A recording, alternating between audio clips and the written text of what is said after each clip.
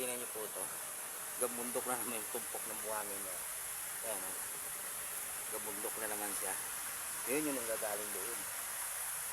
Gabundok na naman yung kanyang buhangin. Ayan. Akutin na lang namin yung mga bata yan sa Mandara. Ayan. Itong buhangin na to.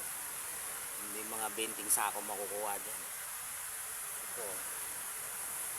Wala naman po kasi nangunguha dito kundi kami lang eh. Ayan, yun. Na-stack na sila, na-stack dito muli. Ito na yung huling-huli ng agos ng tag-ulan. Dito na siya pumundo. Ayan na yung buhangin niya.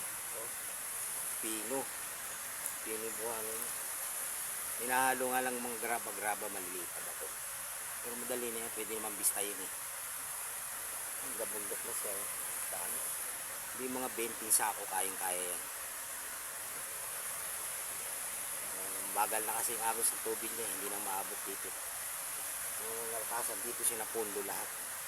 Kaya dito na stock lahat.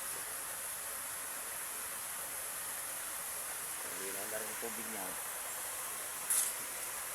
Ano lang, pinong-pino yung buhangin niya. Pino. Kaya mapahakot ko na naman sa mga bata yan. Ano tama ito. Nagamit na naman yung gabundok na eh.